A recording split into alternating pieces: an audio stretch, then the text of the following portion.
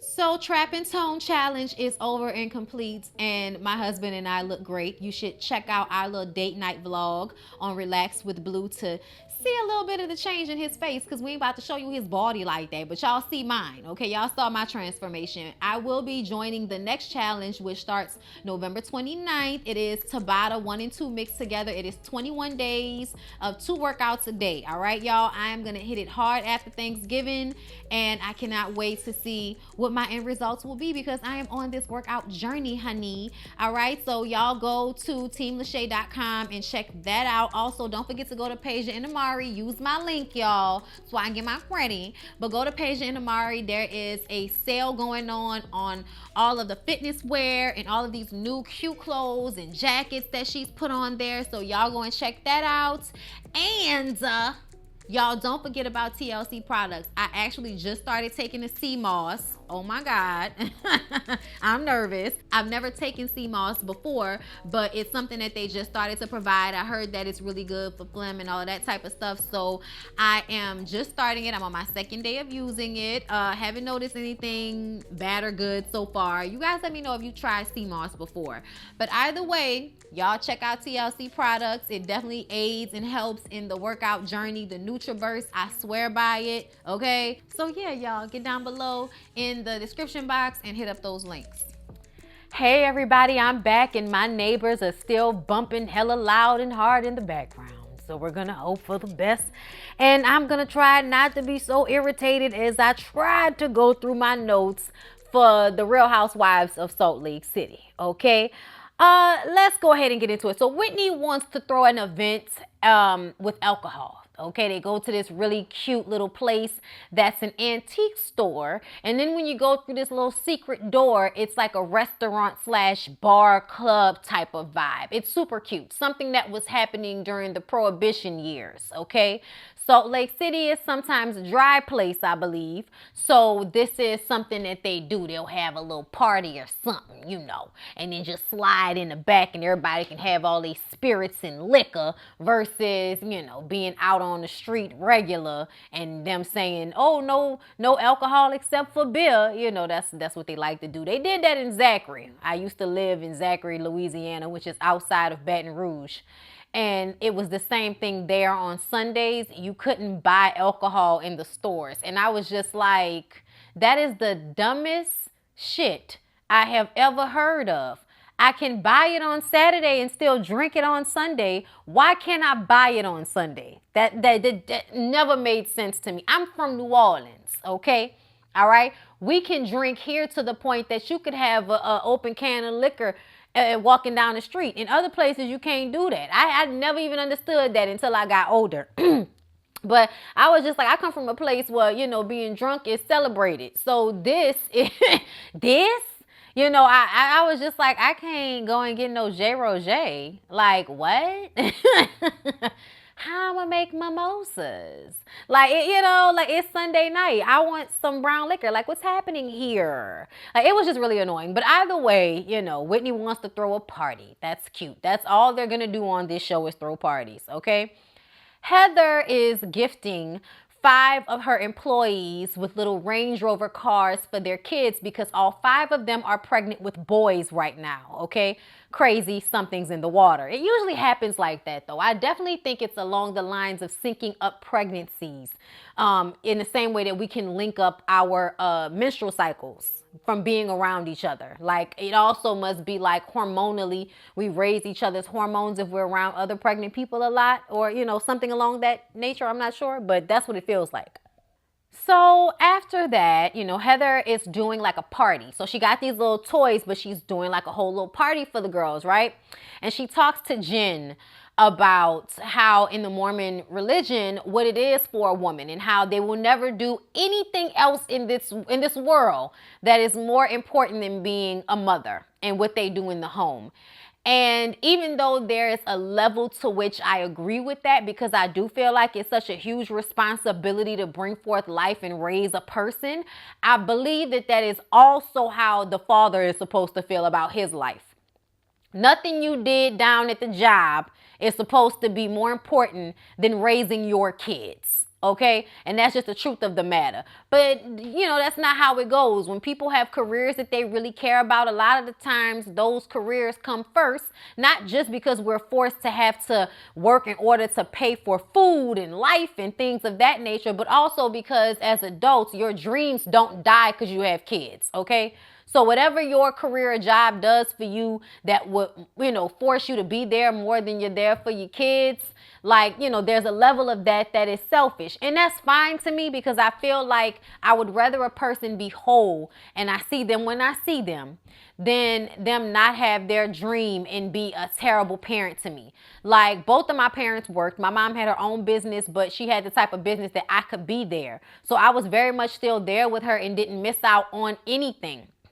You know what I'm saying? I hate it when they would leave me at home. No, wake me up on Saturday morning at 7 o'clock so I can go to the shop. I don't want to sleep in. I don't want to miss anything. My cousins are going to be there around noon. I don't want to miss anything. Okay? So I feel like I had a wonderful experience watching my mom live out her dream and being a kid that was portable. You know what I'm saying? Like, if she had to be at work, then I'm at work. Or you can go home with your daddy, or you can go wherever your daddy at. Once my daddy retired, I was wherever he was at. So ultimately, I feel like I don't agree with Heather and this assumption, you know, the feeling that Mormon people have that all a woman has to offer is what she does inside the home. Because at the end of the day, if my mom wasn't the woman that she was, having her own dreams and aspirations, I wouldn't have ever seen a woman have that and do that. And I wouldn't be able to be this person that I am for y'all. You know what I'm saying? So no, I think that we should all be full, happy people. And if we have dreams and aspirations, we need to make sure that we do what we can do to make those dreams happen for ourselves, not only to show our kids that they can make that happen for themselves, but also to provide better lives. But you need to learn how to take your kids around with you too. Okay, there's a level of this which requires you to be like, okay, if they can come to this, I'm bringing them to it. Okay, if they can come and sit out here, then they come in and sitting out here while I'm in here doing this. Okay, but these kids gonna be with me. Okay, and I think a lot of the Hollywood situation, because it's sometimes a place that kids shouldn't be, you know, people are okay in their minds with leaving their kids behind with parents or family members and all of that to live their dreams. I know I'm going off on a tangent, but it wasn't like Salt Lake City was that damn entertaining, okay? Since we want to talk about what mama's supposed to do and all of that, I just thought I'd go off on a tangent about how, you know, there are examples of times when people aren't there for their kids because of jobs, and it's not always a great thing. And I think that people should make sure that they make allowances for that. You know what I'm saying?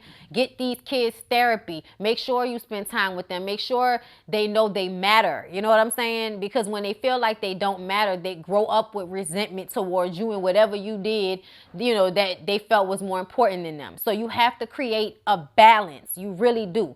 And that has to be the focus, you know, when you have your dream and a kid at the same time. But those two things can happen. I just feel like we haven't seen them happen enough, because the patriarchy tells women that they need to stay at home. And that's not always how it should or can be. You know what I'm saying? Like, a lot of us are not in situations when we can sit our ass at home and just be there with a kid all day. And that's important to some people, but for a lot of us, that's not a reality. But Heather is crying about this damn divorce. Back to Heather, y'all. I'm sorry. Heather is crying about the divorce that she had from her husband. She was married to her husband for all them years. You know, he was the perfect, you know, Mormon specimen and all of this. And what happened? He left her. Okay, left her after she'd had 3 children for him. And she still feels like she would have rather been in a unhappy marriage. She would rather be in an unhappy marriage than to be by herself, divorced and happy. All because the Mormon religion teaches you that being married and having a family is what's most important. I also feel like it makes you feel like you have value, and that comes easy to you to be a wife and a mother. And having value outside of that place may not be as easy. But for Heather, you've been able to create a business, and you have so many things that are going on in your life outside of your marriage that are great regardless. So why would you still be in here crying over this marriage from this man that left you? Make it make sense. Then this is the part that kills me. She says that she wasn't ever in love with him. She doesn't feel like she was ever in love with anybody. And I'm just kind of like, so you still crying over a man you wasn't never in love with in the first place?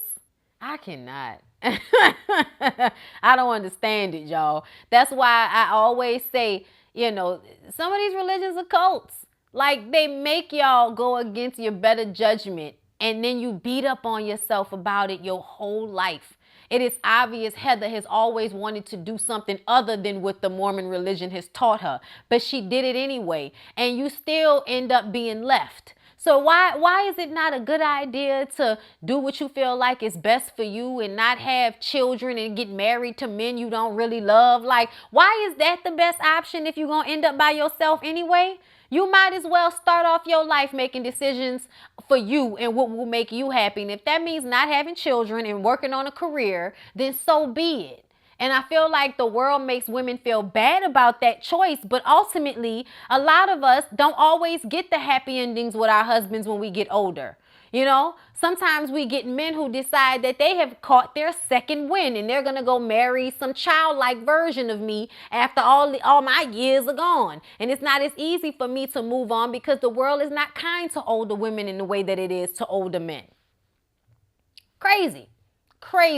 That's why I always say you do what's in your own self-interest, and that's why you have morals and a moral compass, so that while doing things that is for your own best interest, you don't forget to be of service to the people around you and to the world, but not to your own detriment.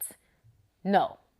Jen tells her that she's empowered her daughters to do for themselves and not make decisions based off of somebody else's wants, but from their own. That way they'll be happy. And I was like, thank you, Jen, because I didn't know what the hell Heather was sitting up here crying about. Jen goes over to Meredith's place since both of their husbands aren't home. And they're having this conversation about this party that somebody's having, child. I don't know, but there's a slumber party after the party, okay? I believe it was Whitney's party or Heather's party. So I don't know. It's a whole bunch of parties, but Jen is having a slumber party and she wants Meredith to be there. Meredith has her two, older children there. Brooks is her son, who is so entitled and annoying and comes off as an elitist white gay man, which feels like racism. It may not be, but I'm telling you, under the confines of Mormonism, his attitude towards Jen and all of it, a lot of it, y'all, is steeped in their elitism and them feeling like they are smarter or better than everybody else, specifically black people, like within their religion. That is how they have grown up to feel. This country promotes that. Their religion promotes that. You cannot sit here, and promote this show to me in a way where that's not how I see it. You know what I'm saying? As a black person watching this, I'm always going to see the racism in this, okay? Which is why I don't know if I'm going to be able to stay with it. But I watched this episode and I was entertained enough. So here I am again for another review of this show, when having to point out that the people on it make me feel uncomfortable because they look like people that, do terrible things to other people because they're different, even when they are gay. Just saying. Jen at some point starts talking about the high kicks that she wants to do, and she starts kicking her legs up in the air. Of course, she has a dress on, so now she's showing her panties or her cooch or whatever to the kids, and Brooks is so taken aback. I can't believe my mom is hanging with someone like this. I mean, I did not need to see those parts of her. Oh my God, I am so uncomfortable. I can't believe this, okay? Then he complains about it to Meredith later and guilts Meredith into staying home because we need to spend time with Chloe. You need to spend time with your kids, okay? Brooks is a grown-ass man, okay? Mind you. But, yeah, they need to spend time together, so she's not going to go to the slumber party. He was like, what are you going to do about it, Mom? Like, I don't like her. What are you going to do about it, Mom? I was like, oh, my God, he is going to annoy the hell out of me.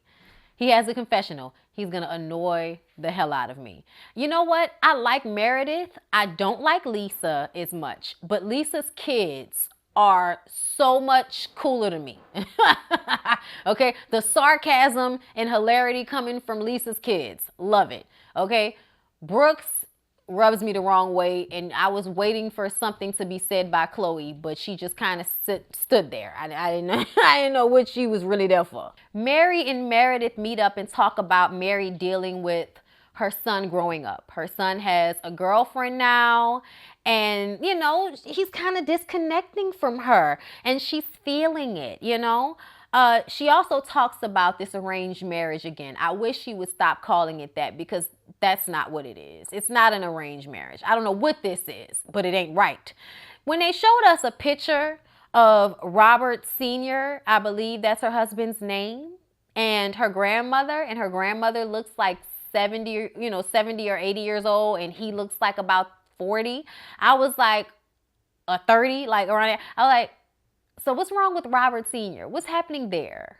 Like, something is not right in the breast milk, okay? And I don't know what's happening. I have no idea what the psyche is like for these people. And so I'm probably going to continue to watch until we get to the bottom of it. But I am going to point out how different Mary looks. Mary used to be a very pretty woman.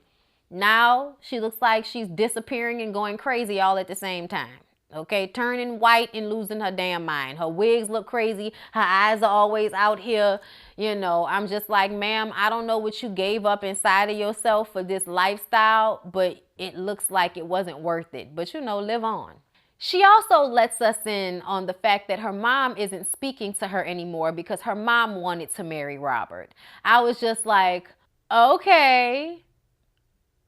Yeah, see, I need to see what I mean? Something not right in the breast milk. We need to take it back. We need to take it back some generations, and we need to do some explaining about why this family is okay with these sordid relationships with one another. And, you know, I'm just saying, so you would give up a relationship with your daughter so that you can marry the man that your mom was just with? Like, what? It's just a lot. It's really a lot, y'all. But they're going to go to Mary's church, okay? Mary wants her son to go to boarding school. Not because he did something wrong, really because she wants to get him away from that girlfriend. But Robert Sr. and her son both don't seem to be okay with it and don't want to do it. So it's something that, you know, came out of her mouth, but I don't think it's going to happen. She really needs to start detaching. He's going to have a girlfriend. I'm glad he has a girlfriend. That means he has a healthy psyche, even if his mother doesn't. So, y'all, we see Meredith, Whitney, and Whitney's dad go to Mary's church. And it is a nice church, you guys. It had a nice amount of people in there. It was a nicely built church. You could tell it's like an older church, you know what I'm saying? So where there are older parishioners and probably handled it in an old school Pentecostal or whatever it is way. I've seen these churches before. But they do a lot of screaming and carrying on. And, you know, that's one of those, you know, I felt the spirit, now I'm running down the aisle type of churches. You know, that's fine. That's great if that works for you. I love the dancing of the drum, and I feel like that's how you could lose yourself in that beat. Definitely if you are already in your mind and in your spirit connecting. So I feel like that's a real thing for some people. But other times I feel like people just be putting on. Okay, sometimes I really do. But other than that, I thought that I was going to feel, you know, like, oh my God, here we go. But in all honesty, you guys, I think it was a positive experience. I think that Mary actually seems to have something there. Like, she's not just screaming things out all the time. There is definitely a genuine connect that is happening when she starts to preach. And people are responding to it. Even if Meredith, you know, she's Jewish, not her thing. Even if Whitney is standing there like, you know, they're white people. We knew they weren't going to get it exactly. There are white people here, but those white people are still sitting, okay? And if they're not, their hands in the air, so they're feeling it too. But they don't, you know, do it the same way that, you know, black people do church. It's just not it's not the same, okay? Black churches ran by black people versus white churches that have some black people in them. You know, they're not always the same, okay? But what I will say is I feel like everybody got something positive out of the experience. I love the fact that Meredith was open to coming together and praying together, regardless of their difference in religion. I thought that was amazing. I thought that Whitney saying that was the first time her dad felt welcomed and you know, really felt love from people in a long time because of how the Mormon religion treats people once they've had, you know, issues like drug problems. And it seems to me all they do is judge each other, and it's exhausting. And I don't know why anybody would want to mix their God in with that type of judgment from people. Like, that's just way too much, because nobody's perfect. And a lot of the times these people are the scum of the fucking earth masquerading as gods. And I honestly find it deplorable. But either way, you know, and I mean in any religion, not just Mormonism, but it just kind of seems like a lot of perpetrating and pretending to be perfect so that you can cover up nasty and ugly. That's what it feels like. And like I said, that goes across the board, but specifically what we're talking about here is just what I'm feeling about it. So I don't like all of the judgment, and the fact that he felt welcomed. I think that's probably what I was feeling. You know what I'm saying? Because I was like, okay, this was like cool. This was cool. This felt good. I mean, of course, you know, the way she's going off and everything, anybody could find an eye roll or a laugh or a giggle or whatever. But for some reason, when I was watching it, that's not the space that I was in. Okay. For some reason. But yeah, y'all, it was quite the experience and the thing and something to watch. It was entertaining to say the least. So y'all, Jen is testing her look for Whitney's party. And she talks about how mad she is that Meredith isn't coming to the sleepover because Chloe's in town. It's like, Chloe's, you know, in college. She wants to be with her friends. She doesn't want to be with you. It's like, yeah, it's her son. It's not Chloe, but whatever. So y'all know Heather had a party to celebrate all the moms at her business, and they were all dressed in white, and it was really lovely. The girls talk, and Jen eventually brings it to Mary, because Jen is still so bothered by Mary. And listen, I know that Mary was terrible for what she did, and a lot of us believe her apology was fake. But at this point, Jen, you're obsessed and you need to get over it. Like, get past it. Get over it. Stop talking about it, okay? You've learned a lesson about her. Accept the lesson and move on. I don't understand why we have to keep revisiting this. Why is the anger that hard, okay? And Whitney tells her how great it was when they all went to Mary's church and how her dad felt after. And it was a great experience for everybody. You know what I'm saying? And she gets so upset. Jen is so mad, especially when she finds out that Meredith went there. So instead of going at Whitney, who was also there, she puts all of the anger onto Meredith because, you know, she and Meredith are so close. I was just by her house. Why would she go to Mary's church? You know, I feel like she's not really being my real friend, because if she was really my real friend, then she wouldn't be talking to her. And it's like, this is another one of those situations like Real Housewives of Potomac, where we keep trying to tell y'all that everybody is a damn adult. It's not high school. If we are a group of friends and two of the friends fall out, that has absolutely nothing to do with everybody else in the group. I feel like adult women should be able to separate. Okay, y'all are not getting along. Please do not speak badly about one another to me. Keep me out of y'all mess, and let's just keep it pushing. When I'm with you, we'll spend our time. We'll do what we do. Okay? But if you bring me in it and you wrong, I'm going to check you. Know that. Okay? Know that. I'm one of those people. I'm telling everybody the damn truth. Ain't gonna be no, you know, sneak shit going on. I'm gonna be like, you know, she was talking about you, right? It wasn't like that. I just want you to know I'm trying to be upfront, because I don't want you to be like, oh, so you was just sitting there letting. No, okay? I said what it was, that you was messed up right here and she was messed up right there. Okay, that's me. If I gotta get in it, but please don't bring me in it, because I don't want to be in it. You know what I'm saying? And I feel like adults should be able to have issue with one another without trying to drag their friends into it, because they need somebody to have their back. If you need, you know, cheerleaders like that, then you need to just go and sit down and get your own emotions together, because you need somebody to put a battery in your back in order for you to keep a beef going. And that's what it feels like to me. Jen feels like she needs to have people with her against Mary because of an issue she has with Mary. No. That's not how any of this is going to go. So Whitney has her 20s party, okay? And it was cute. I thought it was really cute. I thought the vibe was cute. You know, of course she has to have strippers because she loves strippers so much. There are liquor and leather boots, like really big boots. I mean, it was a good look, y'all. It was a vibe. Then Meredith comes in her bell bottoms. I guess she don't know the difference between the 20s and the 70s, child. Lisa is mad that there's a stripper. I want her not to care so much. I want her to stop being so annoyed all the time. She's very unhappy. She looked like she need a nut, an orgasm, something. Jen comes in giving beautiful, okay? Jen came in like it was her party. Jen came in with her assistants holding her train. That dress, her hair, impeccable. Impeccable. I may not like Jen, okay? Because I don't like the fact that she bleaches her skin and she's done so much surgery to her face and that she seems to be harping on something that doesn't really matter.